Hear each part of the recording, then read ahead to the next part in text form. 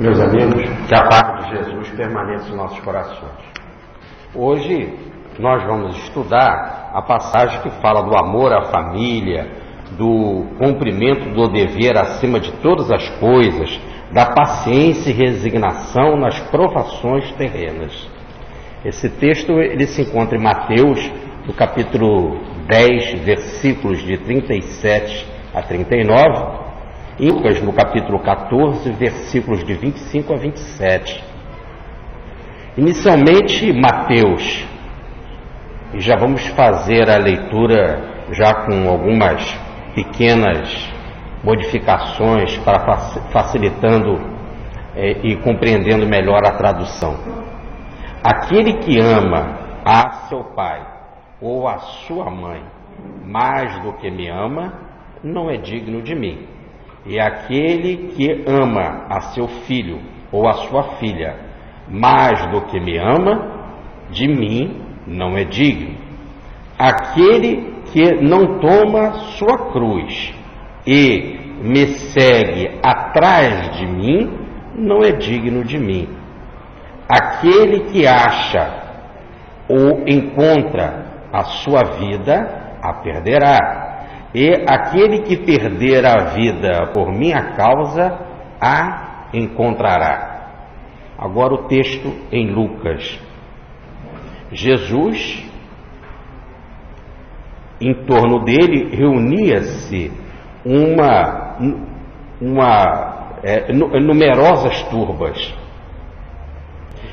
E ele, então, voltando-se para as turbas, disse: aquele que vem a mim e não odeia a seu pai e a sua mãe, a sua mulher e seus filhos, a seus irmãos e suas irmãs, e até a sua própria alma, não pode ser meu discípulo.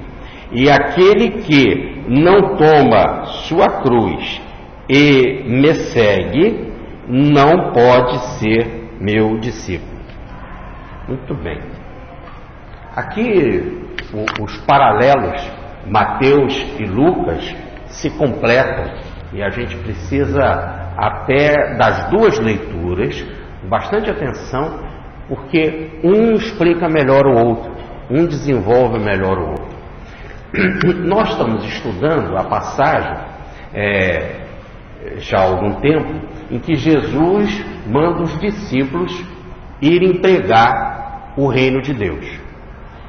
No fundo, eles iam pregar as virtudes que levam à aquisição do reino de Deus. Por isso que eles diziam que o reino de Deus está próximo. Por que está próximo? Porque as pessoas tinham agora as ferramentas, os instrumentos, ou melhor, as virtudes necessárias. Porque se praticassem essas virtudes, entrariam no reino dos céus. Logo, ele estava bem próximo. Basta praticar aquelas virtudes. Essa era a mensagem. Qual era a principal virtude que eles pregavam? Era o amor. Jesus coloca o amor acima de todas as leis. E olha que os judeus tinham muitas leis, né? Nós temos 348 leis negativas e 265 leis negativas, um total de 613 leis.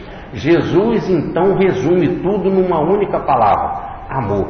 Quando ele diz: ama a Deus sobre todas as coisas e o próximo como a ti mesmo. Isso resume toda a lei, todos os profetas. Então ele transforma essas 613 leis numa única, que é o amor. Chega mesmo o Evangelho a falar, isso está na Epístola de João, que reinterpreta essa palavra de Jesus, dizendo que, aliás, se os dois mandamentos, amar a Deus e o próximo, estão em pé de igualdade, o amor ao próximo, no nosso nível, é o mais importante. E ele explica por quê. Porque ninguém pode amar a Deus que não está vendo, sem amar ao próximo que está vendo. Então ama primeiro o próximo que você está vendo, para depois encontrar, através do amor, a Deus que por hora você não está vendo. Então, como termo assim, podemos dizer, imediato, No sentido prático, a recomendação, acima de tudo, é o amor ao próximo, para através do amor ao próximo nós encontrarmos o amor divino. E esse amor que os apóstolos iam pregando, essa mensagem, ela chegava ao ponto de ser um perdão total. Jesus dizia que tem que se perdoar sempre, perdoar 70 vezes 7, não parar de perdoar nunca. Esse perdão chegava ao ponto de amar os inimigos, fazer bem aqueles que perseguem e caluniam. E ele mesmo, indo à cruz, como uma vivência total de tudo aquilo que ele pregou, ele na cruz, ele anuncia o perdão total. Pai, perdoa porque eles não sabem o que fazem. Então essa era a mensagem que os apóstolos deviam de levar.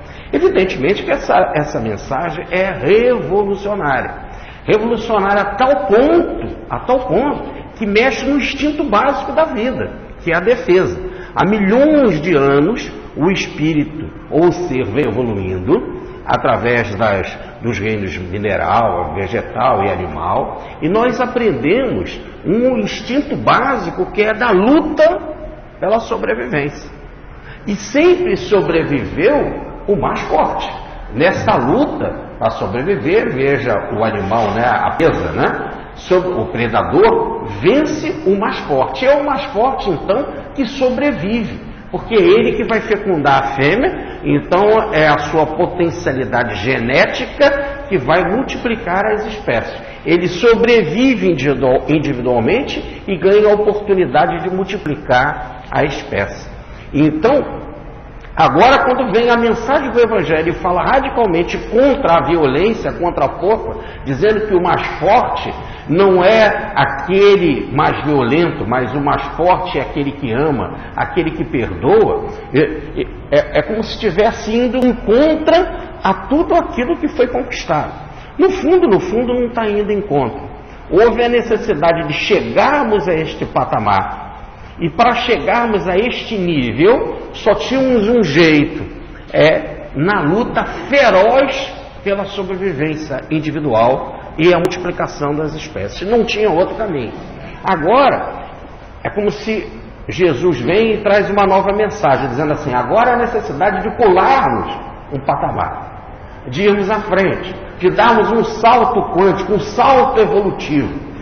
Há uma grande mudança. Essa mudança foi anunciada com a passagem que a própria história coloca em antes e depois de Jesus. Antes de Cristo e depois de Cristo. Então agora é uma novidade tamanha, tão diferente, que rompe o ciclo evolutivo básico da luta pela sobrevivência do mais forte para quem vence agora é o santo, é a luta pela sobrevivência daquele que mais ama. E aquele que mais ama, então, é aquele que é o mais generoso.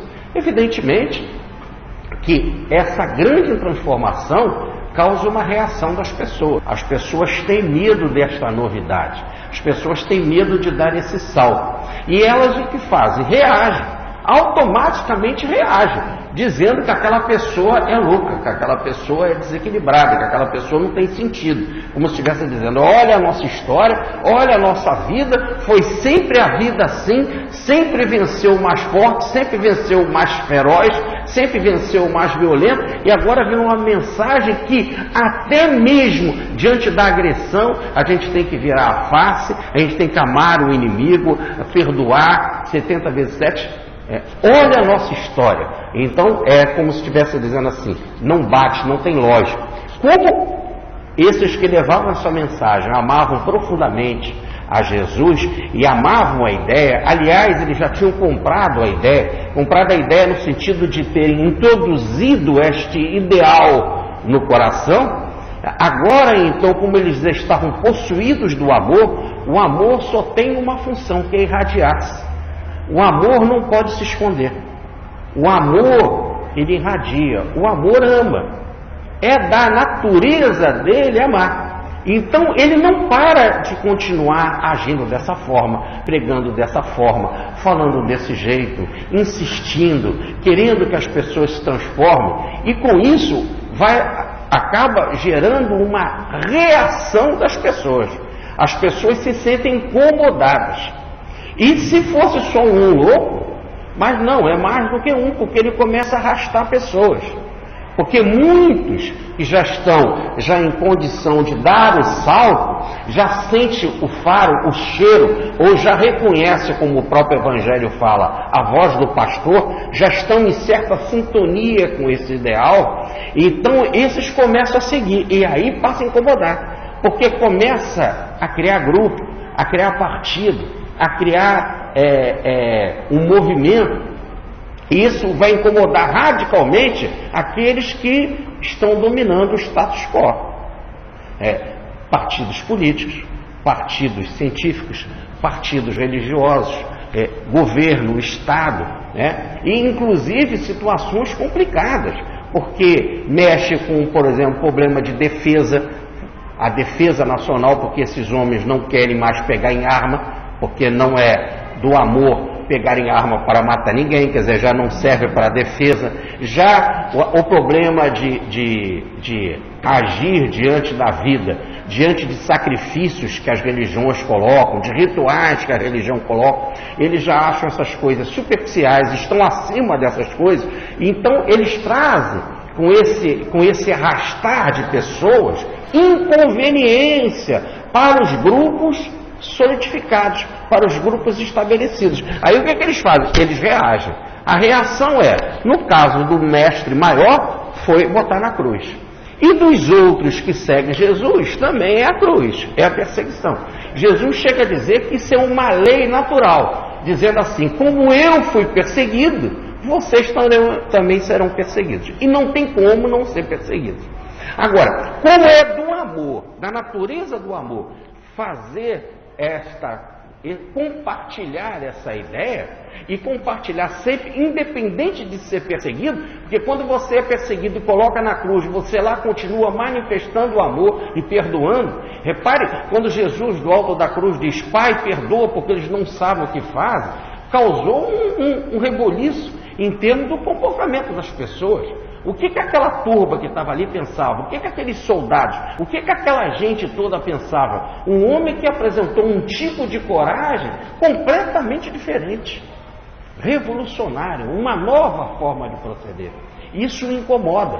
Então é a partir daí, então, que começam as muitas perseguições. E diz Jesus, isso vai ser um processo normal, natural. Não tem como você trazer uma nova ideia, uma ideia revolucionária, você persistir em aplicar esta ideia e não ser perseguido.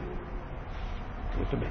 E ele, então, explica que não se preocupem em ser perseguidos, porque o máximo que vai acontecer é que vão matar o corpo. E mata o corpo, mas o espírito sobrevive. O espírito sobrevive, vai evoluir pela prática do bem que fez, não pela morte em si, mas o grande mérito está na prática do bem, em compartilhar o bem com outro que não conhece o bem, que não conhece a mensagem do amor. Então, com isso, ele cresce. Jesus chegou ao ponto de dizer que essa alma que pratica o bem, é perseguida e até mesmo passa pelo martírio, ela chega a um ponto tal que atinge a plenitude do amor. Ela chega a um ponto tal que ela pode dizer que ela é uma nova criatura em Cristo. Ela pode chegar a um ponto de ser plenamente humano, ser totalmente humano, toda tomada de bem e não tendo mais nada de animal.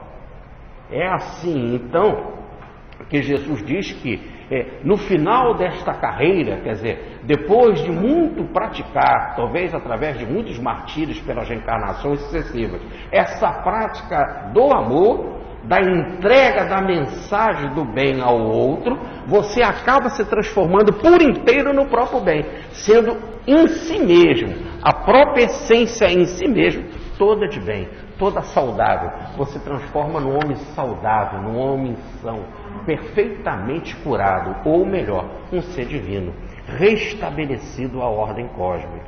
Jesus, então, fala que quando essa pessoa começa a se transformar, isso nós vimos na lição passada, o primeiro encontro que ela tem com essa transformação é com seus familiares. São aqueles que moram com ela, são aqueles que convivem com ela, são aqueles que primeiramente veem a sua mudança, a sua transformação. E automaticamente reagem. Porque, veja, agora esse sujeito está com uma nova ideia. Imagina você entrar para um cristianismo naquela época, né? E você, por exemplo, tinha uma profissão, artesão, por exemplo, entra para o cristianismo, persiste com essa mensagem do amor, do perdão, não só persiste em amar e perdoar, mas em viver, em multiplicar a ideia, em divulgar, em fazer marketing dela, porque a mensagem precisava ser divulgada. E aí vem a reação das perseguições. É perseguição das lideranças comunitárias, é perseguição da sinagoga, é perseguição do templo central, é perseguição do governo, é perseguição do império central. Então, agora ele não pode mais, dada essa perseguição, a viver uma vida simples, uma vida pacata de artesão que trabalha lá na sua produção, volta para sua casa, etc., e coloca a cabeça para dormir e dorme tranquilamente, no outro dia volta para a sua mesma vidinha. Agora ele passa primeiro por a necessidade de caminhar e cada vez ir mais longe em outras cidades para pregar. Evidentemente que o trabalho no artesanato diminui, ou ele vai fazer um artesanato ambulante, como é o caso de Paulo, que ele vai, aonde que ele ia, ele saía tecendo as suas barracas, as suas tendas.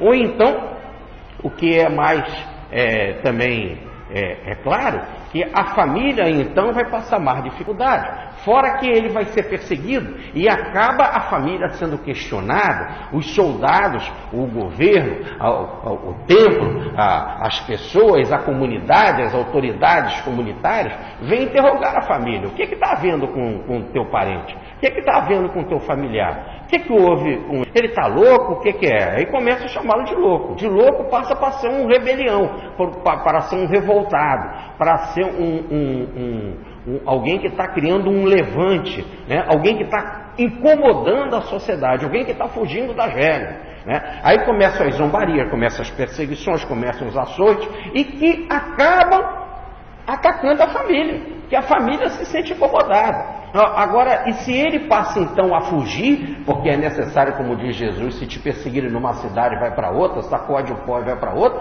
a família também vai passar por dificuldades financeiras, vai passar também por perseguições, e aí nesse exato momento a família vai se defender. E a primeira defesa é atacar imediatamente o familiar. Então é o que nós vimos na lição passada. É pai contra filho, é filho contra pai, né? É mãe contra filha, é filha contra mãe, é sogra contra nora, é nora contra sogra. Começa de Jesus, de 5 pessoas numa casa, 3 contra 2, 2 contra 3, porque nós temos que imaginar que esse é um movimento nascente. O movimento nascente começa assim, dentro da casa. São os primeiros a sofrerem essa reação, essa perseguição. E que muitas vezes acaba tendo problema de bens, além de ter problema de bens, tem problema de tomo, né? Tomam os bens das pessoas, tomam as suas propriedades, colocam as pessoas na cadeia, as pessoas têm que ir para interrogatório, elas se sentem incomodadas. E como elas não têm aquele ideal, elas não abraçam aquele ideal, elas ainda estão se colocando no sentido de que ele é louco, não compreende ainda a mensagem, então a própria família reage e entrega aquele que está tendo essa nova atitude. Jesus fala isso, e aí entramos na lição de hoje. A lição de hoje, ele fala, ela passa a ser assim de uma clareza extraordinária. É como se ele estivesse fazendo uma síntese de tudo, e ele diz assim, repare inicialmente Mateus, ninguém pode amar a pai e mãe, se amar pai e mãe mais do que a mim, aí vamos botar aqui o Cristo, não é digno de mim.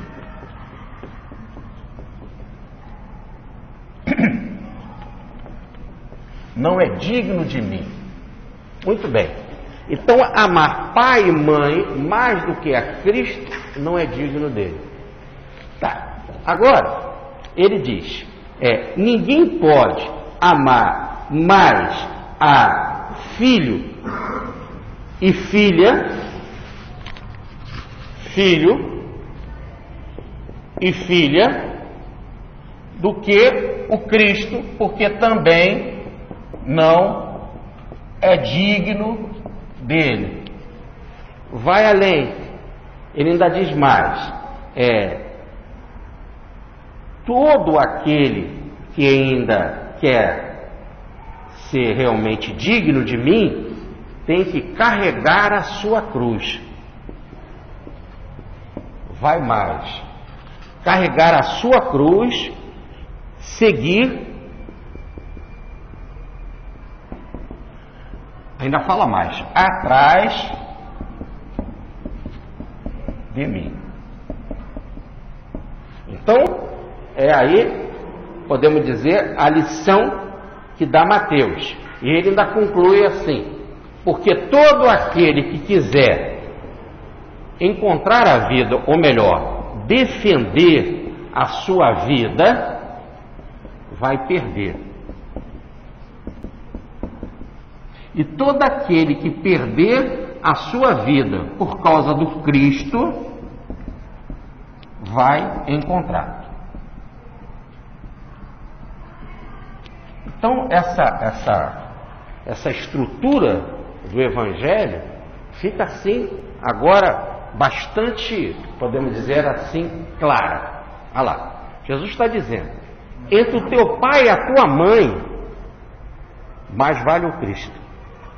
Não estou dizendo que a gente concorda com isso, estou dizendo que está escrito. Depois nós vamos pensar nisso. Entre o pai e a mãe, entre você seguir ou obedecer teu pai e tua mãe, você tem que seguir a Cristo.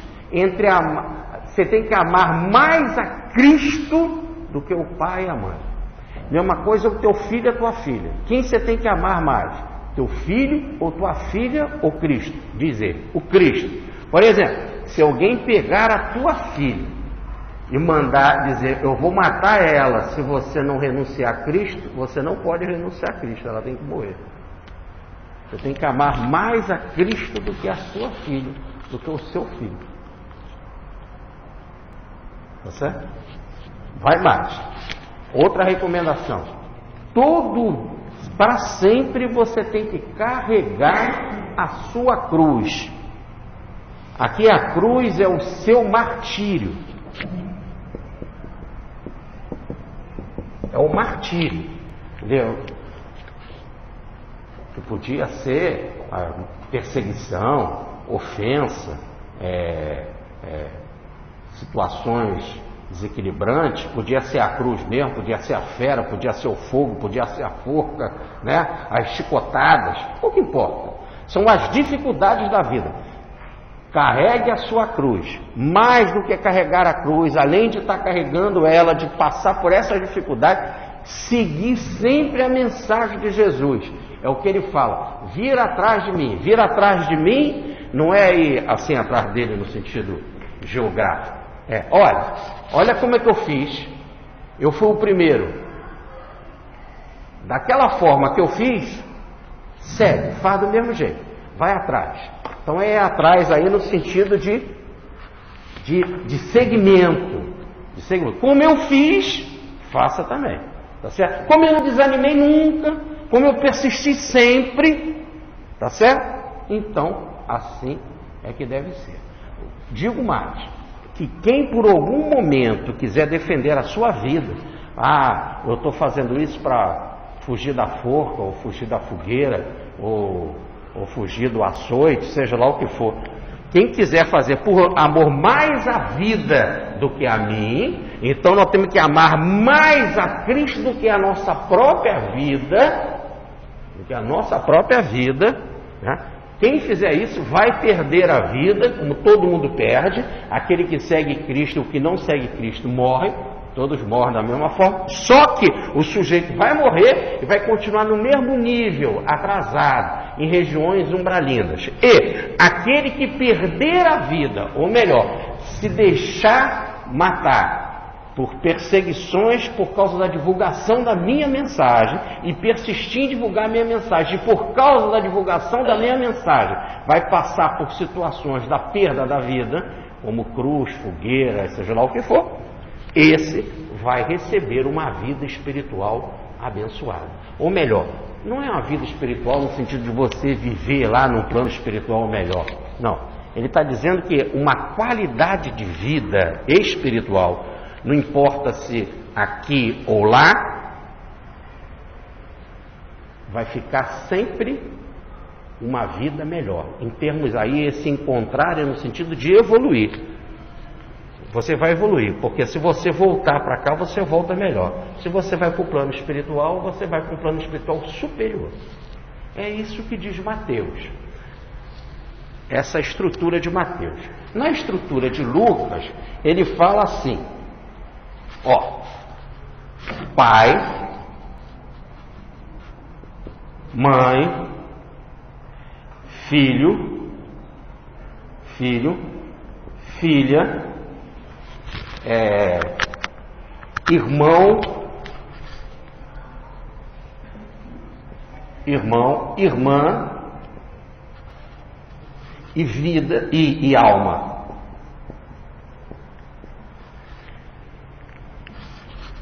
Em Lucas, a entonação é mais forte. Ele diz assim, ó, acompanhe. Jesus diz então o seguinte: aquele que vem a mim e não odeia,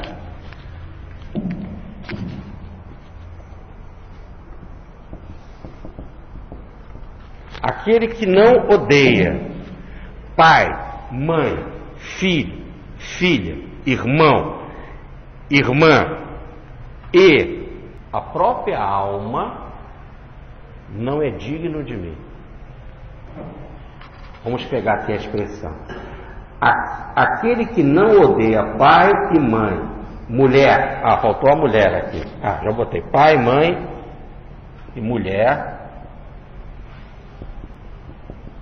e dá um total aqui de 7, né? 1, 2, 3, 4, 5, 6, 7, 8. Ainda tem alma, 8. Então, ele fala: aquele que não odeia pai, mãe, mulher, filho, filha, irmão, irmão e a própria alma, não é digno de mim. Além disso, tem que carregar a cruz e segui-lo. Vamos ver se tem mais alguma informação. Não. Só esses que colocam ódio no pai, na mãe, na mulher, no filho, na filha, no irmão, na irmã e na alma, e colocam amor em Jesus, só esses poderão verdadeiramente ser discípulos do Mestre. Se nós colocarmos aqui uma comparação entre o texto de Mateus e o texto de Lucas, Lucas fala em aquele que amar mais pai e mãe do que a mim, não é digno de mim. Então, em Mateus, nós vemos uma comparação de amor. Uma comparação de amor. Amar mais a pai e a mãe do que a mim. Então a palavra em Mateus é amor. Em Lucas é o ódio. Ele fala: aquele que vem a mim e não odeia pai e mãe e tal, não é digno de ser meu discípulo. Então, em Mateus fala: não é digno de mim. Esse digno de mim, em Lucas se fala discípulo.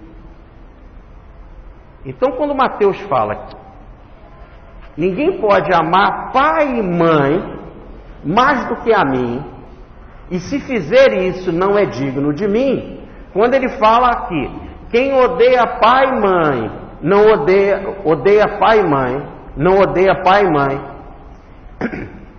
não serve para ser meu discípulo, então ele está comparando o não é digno de mim com o discípulo. Em outras palavras, é como se estivesse dizendo assim: ninguém pode amar pai e mãe mais do que a mim. Quem ama pai e mãe mais do que a mim, não é digno de mim ou não serve para ser meu discípulo. Agora fica mais claro, eu vou repetir. Ninguém pode amar pai e mãe mais do que a mim. Quem ama pai e mãe mais do que a mim, não é digno de mim. Ou em Lucas, não serve para ser meu discípulo. Voltando para o que nós estávamos falando antes de escrevermos essa estrutura, dizíamos que os apóstolos, os discípulos, os seguidores de Jesus, iam o mundo afora pregando. E quando eles iam pregar, eles eram perseguidos. E nessa perseguição havia incômodo para pai, mãe, filho, filha, mulher, irmão, irmã, sogra, nora, né? E até para a sua própria vida. Porque a própria vida dele ficava em risco. Então diz Jesus o seguinte, que só serve para ser discípulo dele, ser digno dele, quem coloca essa tarefa, ou ele, na frente de tudo isso. Ele, podemos dizer, tem que ser alguém, ele é algo que tem que estar na frente de tudo isso. Pai, mãe, mulher, filho, filha, irmão, a vida, sogra, nora, ele está na frente de tudo. E se a gente não colocar Cristo na frente de tudo, como o maior interesse, não serve para ser discípulo dele. Por quê? Porque na hora que você vai divulgar a mensagem e você recebe o enfrentamento daqueles que querem ir contra a mensagem, eles vão te perseguir. E aí você pensa assim, puxa, diante dessa perseguição, como é que vai ficar meu pai? Como vai ficar minha mãe? E a minha filha? E o meu filho? E a minha mulher? E o meu irmão? E a minha irmã? E a minha sogra? E a minha nora? Como vai ficar o meu corpo? A minha vida? Aí quando você começa a questionar, a colocar essas coisas em evidência, e você então tenta mudar de estratégia, não fazer o seguimento de carregar a cruz e seguir o mestre, você recua. E quando você recua, não serve então para ser discípulo dele. O que Jesus está convocando são discípulos extremamente corajosos, extremamente dedicados, extremamente fiéis, mas de uma fidelidade tal que nada pode se antepor a esse segmento de Jesus. Não tem nada. Ele chega a dizer, amar mais a pai e mãe não é digno de ser meu discípulo, não vai servir para essa tarefa. Para essa tarefa, precisa de pessoas que são inteiramente entregues à minha tarefa. São extremamente entregues ao meu segmento. Do jeito que eu fiz, vão fazer. Imagina se Jesus ficasse preocupado com seu amigo, com Pedro. Quando Pedro diz, Senhor, não vai a Jerusalém não. Quando Jesus diz, vou a Jerusalém, lá o Filho do Homem será perseguido. Pedro diz, Senhor, não vai a Jerusalém não. Imagina se Jesus seguisse Pedro. Então entre ele e o amigo, ele botou o amigo do lado. Ainda disse, ralhou com o amigo e disse assim, vai atrás de mim, ou atrás de mim. Cala a boca, Pedro. Cala a boca. Adversário da vontade divina. Essa é a vontade divina. Vai atrás de mim. Me obedeça. Me segue. Eu sei o que eu estou fazendo. Eu quero ser teu. Vai atrás de mim no sentido de eu quero ser exemplo para você ver o que é que tem que ser feito. Se Jesus recuasse, imagina se Jesus recuasse diante de Maria de Nazaré na cruz, né? Poxa, minha mãe está ali chorosa. Por causa da minha mãe, eu vou renunciar aqui à mensagem, não vou para a cruz, não. Repare que Maria só é grande porque eu sou filha extraordinária, né? Ela compreendeu o filho. Qualquer recuo não seria ele o que é. Aí a gente fala assim, mas isso é complicadinho. Ele não está dizendo que não é. Veja, ninguém está aqui negando a importância, e ele está pegando situações básicas, fundamentais da vida, a estrutura básica da sociedade que é a família. Não tem nada mais importante do que a família. Tanto que ele diz que o levante começa na família, que são os mais próximos. E aí ele coloca a estrutura básica da família: pai, mãe, filho, filha, mulher, irmão, irmã. Coloca até a tua alma, até o teu corpo, a tua personalidade. E ele está dizendo que até mais, podemos dizer, até instintivamente falando, até a vida, a tua encarnação, troca a vida aqui por encarnação para ficar mais fácil, até a tua encarnação não é mais importante, você não tem que valorizar ela. Se tiver, por causa da minha mensagem, se tiver de passar por algum perigo, passe. E se tiver de perder a sua encarnação, perca. Porque só assim você vai encontrar uma qualidade de vida muito superior a essa que você tem. Agora, ele não está dizendo que não é difícil. Romper essa estrutura que é base da sociedade não é fácil. Não está dizendo que é fácil. Não está dizendo que é fácil. Ele está dizendo que isso é exclusivo do discípulo dele.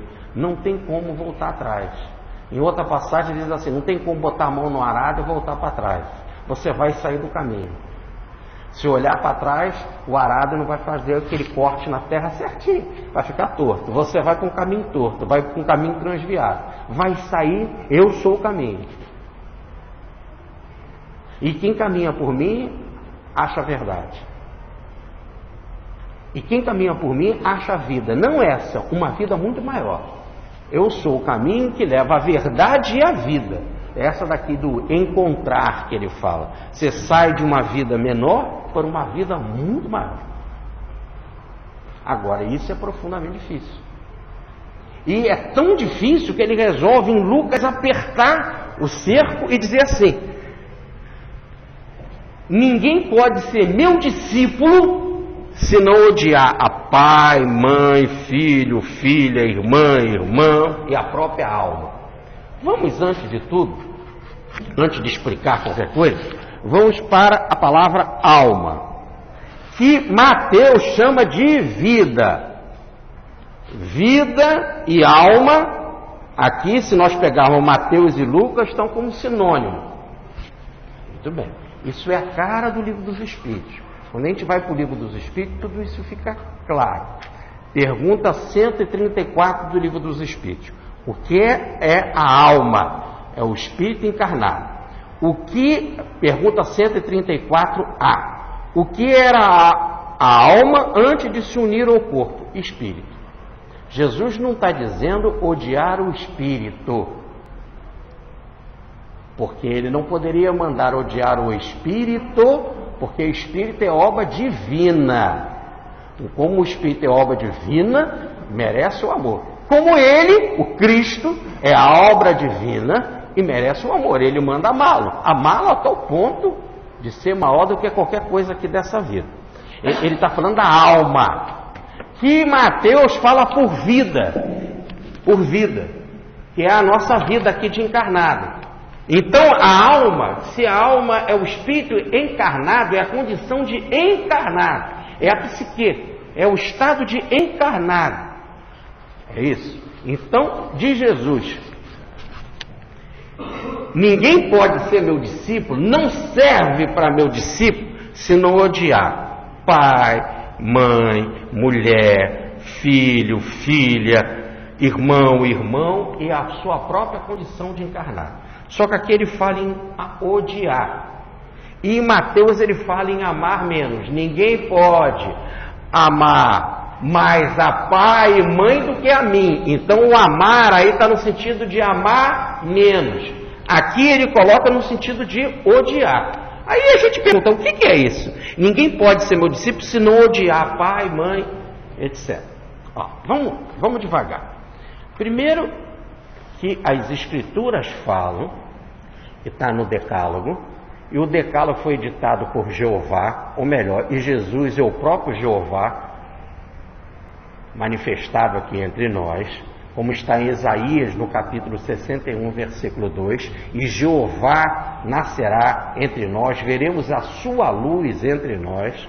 Muito bem. Ele então dita no Decálogo, e no Decálogo há o mandamento: honrar pai e mãe. Precisamente está no livro do Êxodo, no capítulo 20, versículo 12.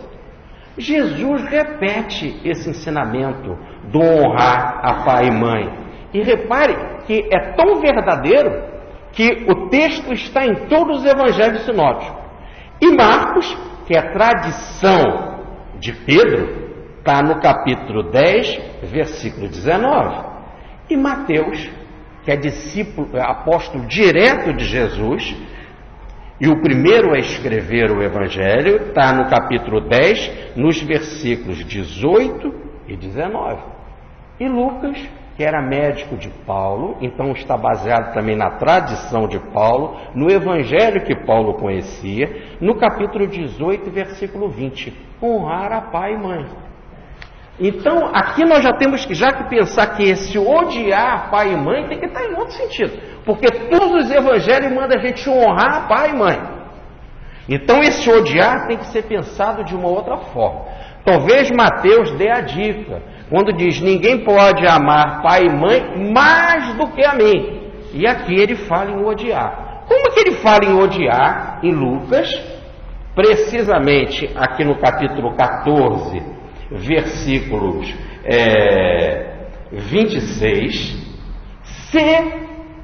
como eu citei em Lucas, no capítulo 18, versículo 20, ele manda honrar a pai e a mãe. Como que ele manda honrar pai e mãe?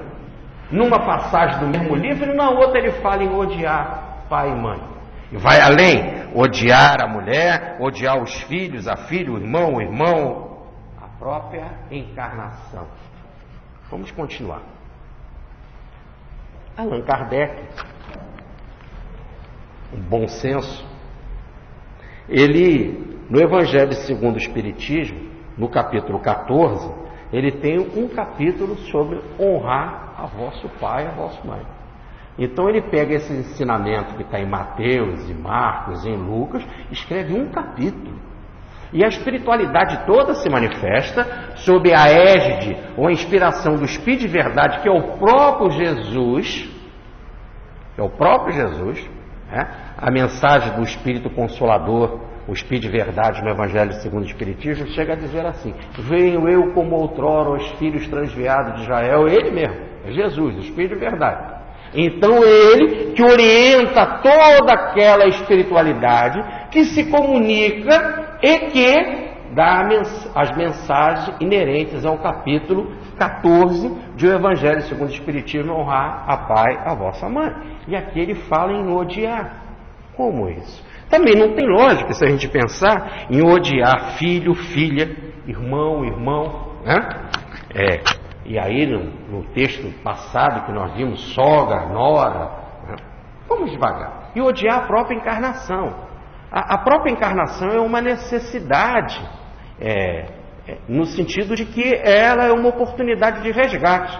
Se nós olharmos a pergunta 67 do Livro dos Espíritos, diz lá: qual a finalidade da encarnação? Expiação. Então ela é necessária porque ela é uma terapia. Você vem aqui para expiar. Até quando o espírito reencarna? Pergunta 68. Até que se ache limpo de todas as impurezas. Então o objetivo da encarnação é a purificação. E é tão importante que ela é muito numerosa. Muito numerosas as reencarnações? Pergunta 69. Então, a reencarnação é uma terapia. Eu também não posso dizer que a terapia é uma coisa inútil, que é uma coisa que tem que ser odiada. Vamos ainda devagar. A coisa vai tomando uma clara evidência quando a gente olha a Bíblia. E no primeiro livro da Bíblia, é o Gênesis, no livro do Gênesis, tinha uma passagem de Jacó. Eu vou contar um pouquinho aqui do caso de Jacó para vocês entenderem essa passagem. Quem é Jacó? Jacó é neto de Abraão. Ele é filho de Isaac com Rebeca. Seu papai é o Isaac, a sua mãe é a Rebeca. Ele é gêmeo de Esaú. Já brigavam na barriga.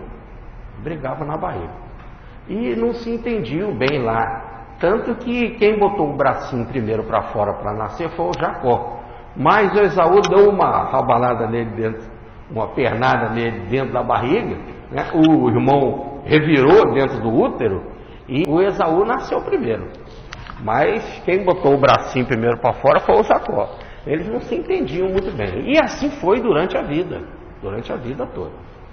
Bom, o que acontece é que, como Esaú nasceu primeiro, ele era o primogênito. Se ele era o primogênito, ele que ia ganhar a herança. Hoje, nós temos a ideia de que a herança é dividida igual para todos os filhos, né? Naquela época, quem ganhava a herança era o primogênito. Por quê? Porque se tinha a ideia patriarcal, é o mais velho que administra a casa. Essa era a ideia. Daí a ideia da figura do patriarca, que era o administrador da casa. Eu já falei para vocês que só hoje que nós temos essa ideia de que quem casa quer casa. E aí as pessoas vão, o sujeito casou, vai ele morar sozinho com a esposa, depois nasce um filhinho, aí fica ali a casinha, o lar vai crescendo. Antigamente não, você casava e morava na mesma casa com seu pai, aquilo ia crescendo, tinham vários quartos, todo mundo ficava ali mesmo, né? Acabava casando com todo mundo ali da localidade. Daí é porque nós temos que entender que essa estrutura que nós temos hoje de cidade grande é que dá essa ideia de casas pequenas. Antigamente as pessoas moravam no sítio ou moravam em fazenda.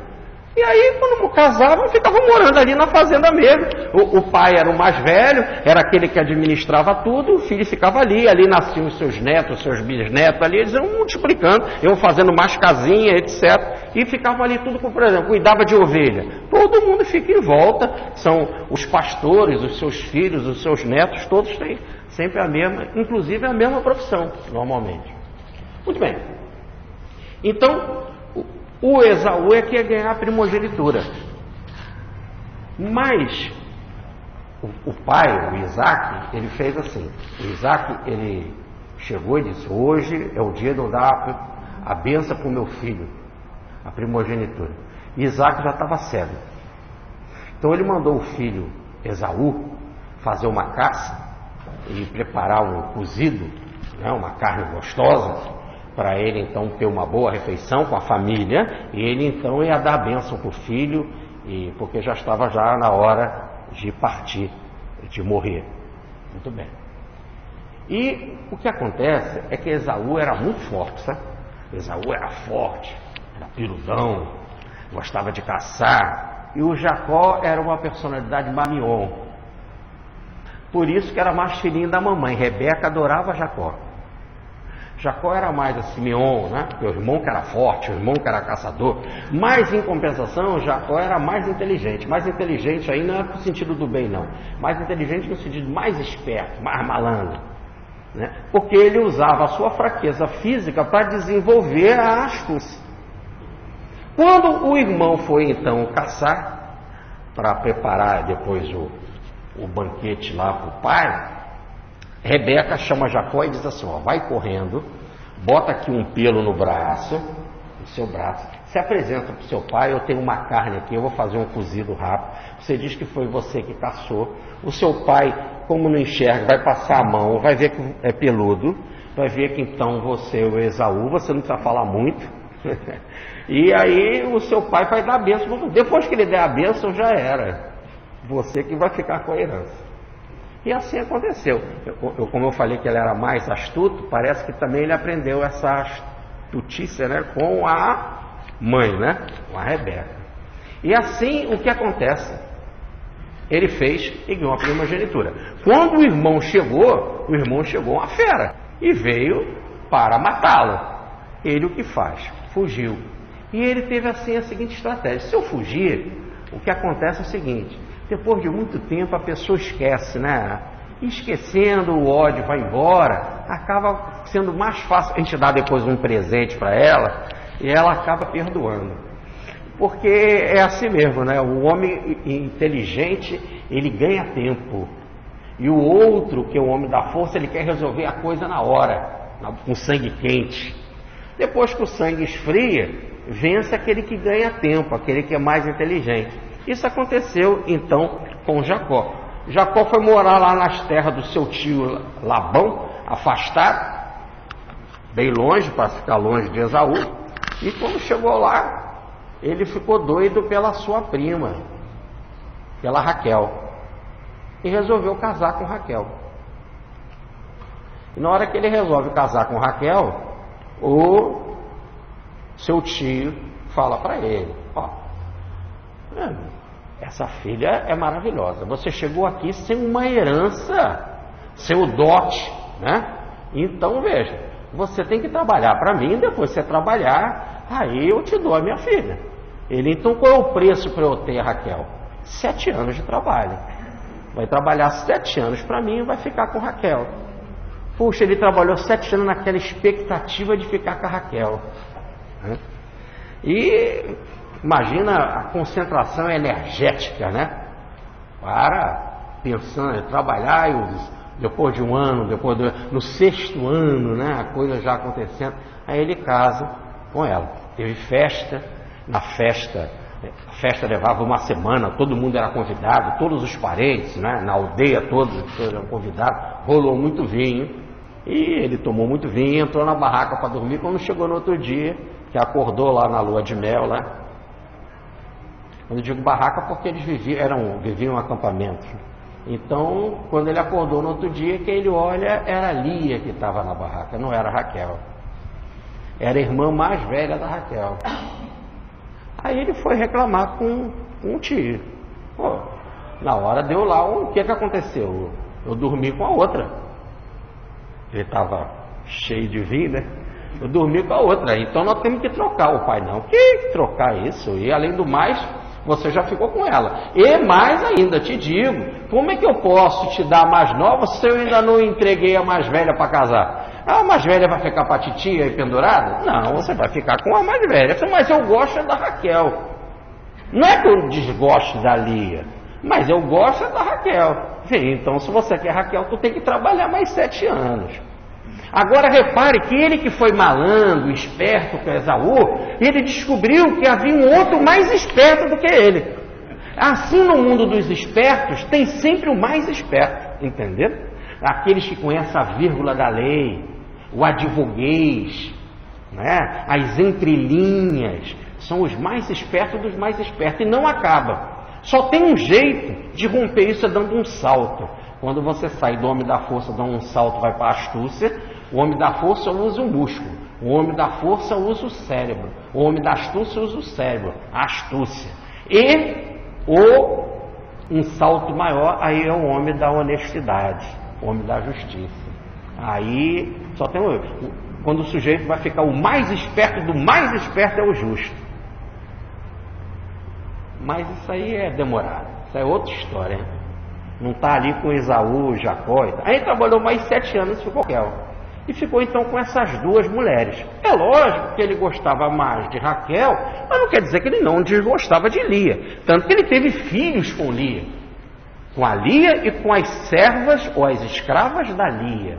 E teve filhos com a Raquel e com as escravas da Raquel. Aliás, ele teve 13 filhos. O primeiro foi Rubens e o último Benjamim. Daí o chamado, as 12, os primeiros formavam, os 12 primeiros, a chamada 12 tribos de Israel. Muito bem. Então repare, ninguém está dizendo que ele não gostava de Lia. Tanto que ele até teve filhos com ela. Podia ter um só porque foi naquela noite. Não, ele teve outros. Inclusive com as servas da Lia. Ele não desgostava dele, mas ele gostava mais da Raquel, entenderam? O sonho dele foi a Raquel. Por Raquel ele trabalhou 14 anos. Por Lia ele não trabalhava 7, mas levou Lia. Tá certo? Muito bem. Aí quando nós chegamos no livro do Gênesis, que eu falei para vocês, no capítulo 29, é o primeiro livro da Bíblia, que conta essa história toda. Nos versículos de 30 a 31 está escrito assim: e Jacó amou também mais a Raquel do que a Lia. Está lógico, não está? E Jacó amou também mais a Raquel do que a Lia. E Jeová, o Deus de Jesus, o Espírito protetor de Israel, vendo que Lia era odiada. Então aqui tem a palavra odiada. Ele não está dizendo que Lia era odiada. Ele está dizendo, e Jacó amou também mais a Raquel do que a Lia. Amou mais.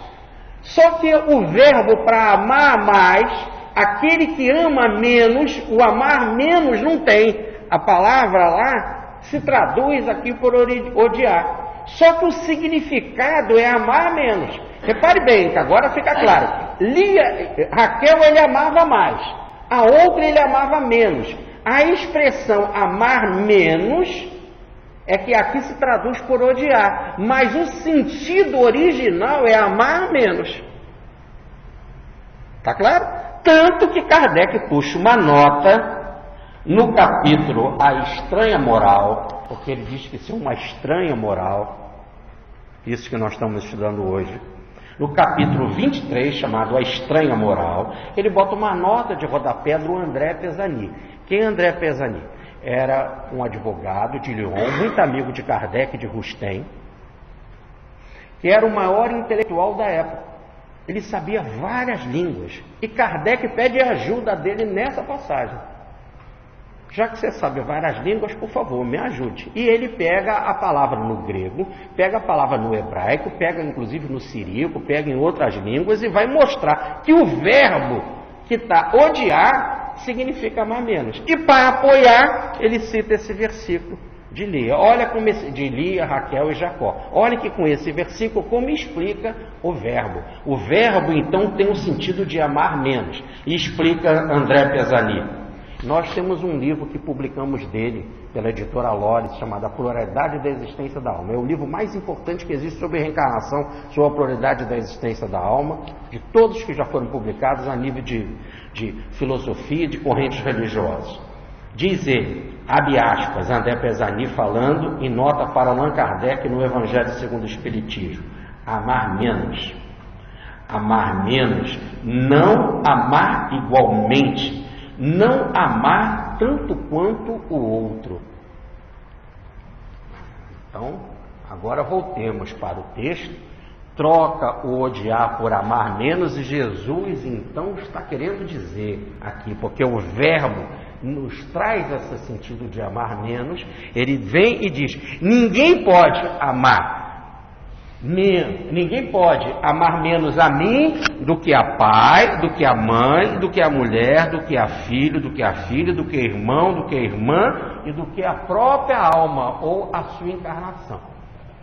Eu não posso merecer um amor menor do que isso. Eu tenho que estar na frente. Tem que ser mais importante me seguir. Se quiser ser meu discípulo, para essa tarefa, é mais importante ter o foco em mim do que no pai, do que na mãe, do que no filho, do que na filha, do que no irmão, do que na irmã, do que na sua própria encarnação.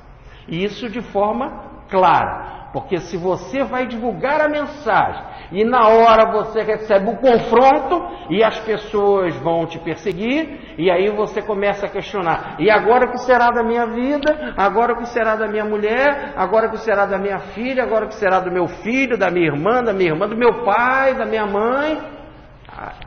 Essas coisas não devem ser levadas assim em consideração.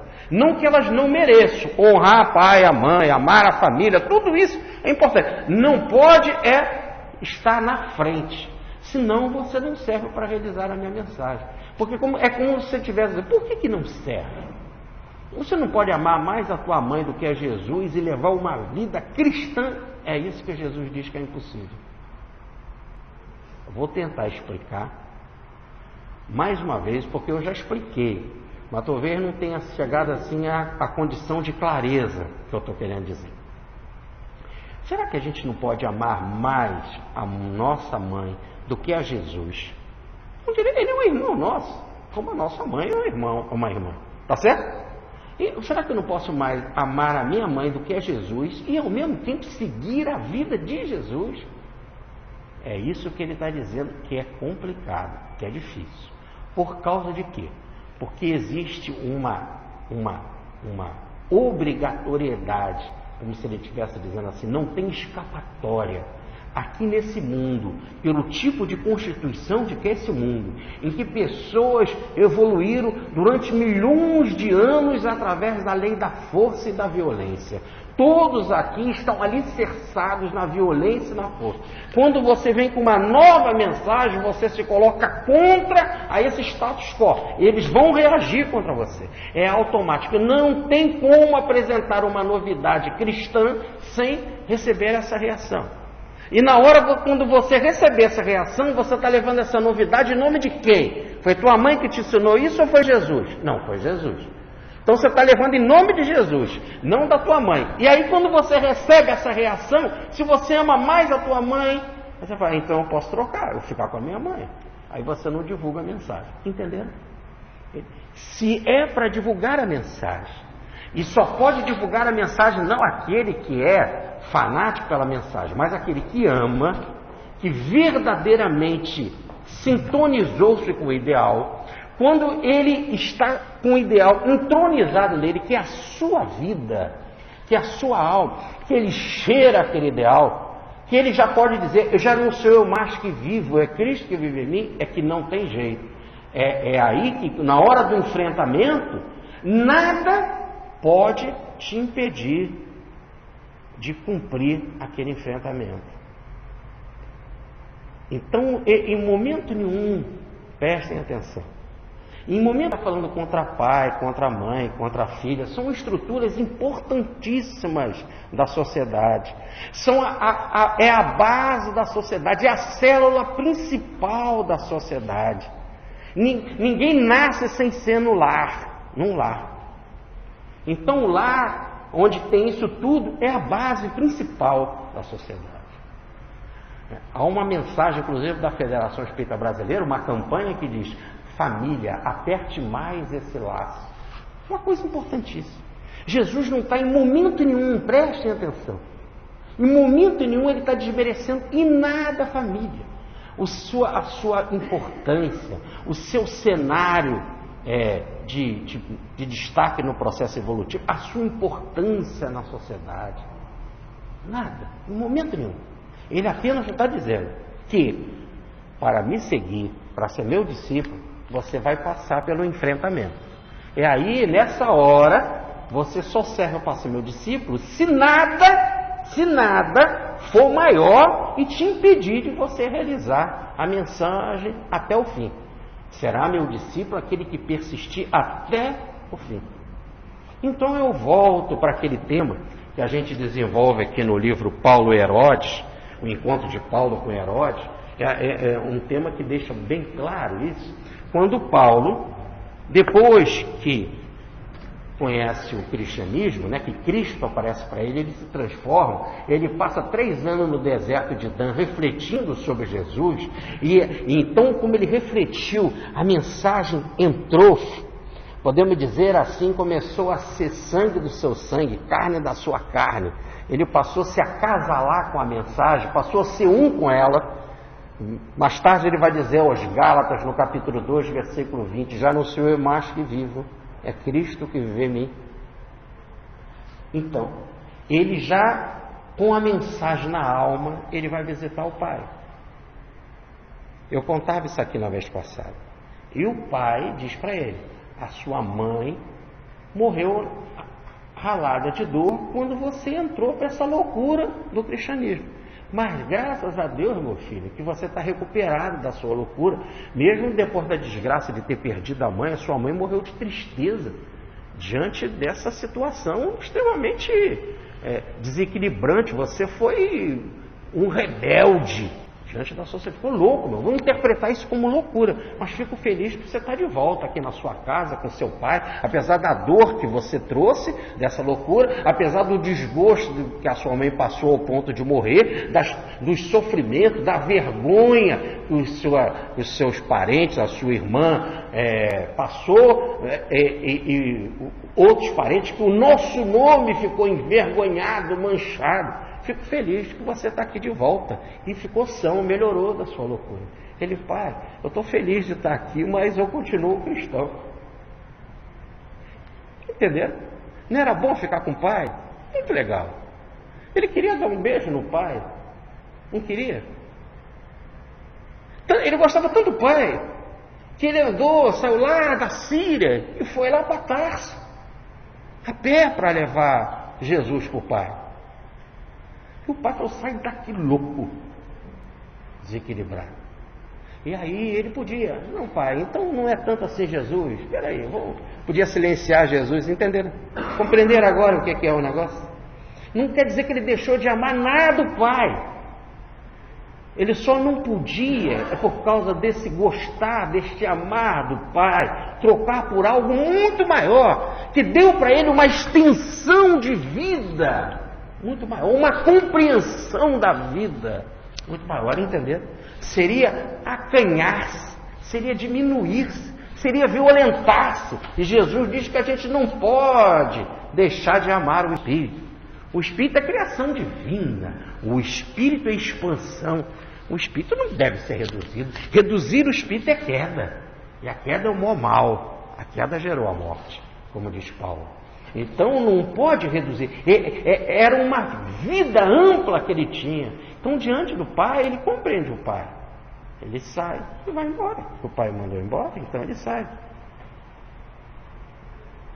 No outro dia, o pai com pena mandou o empregado levar uma sacola com dinheiro e alguns mantimentos. Ele aceitou, mas nunca mais pôde voltar para o seu pai. Pelo menos nesse tipo de roupagem. Daí dizer Jesus, quando você for perseguido num local, foge, sacode a sandália, sacode a poeira, vai para frente. Que a vida, ela é cíclica. Amanhã vem um outro missionário. Amanhã é você mesmo que volta numa outra roupagem.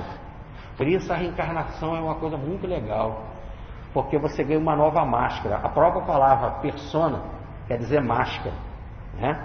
Que em grego dá hipócrita, ou em latim dá persona. Então é máscara. Você ganha uma nova máscara. Aí convive. As pessoas esquecem, como diz Platão, entra no rio Lete, né? Bebem a água do rio Lete, que é a água do esquecimento. Entra numa nova oportunidade. E quando você entra numa nova oportunidade, você não vai viver com uma família estranha.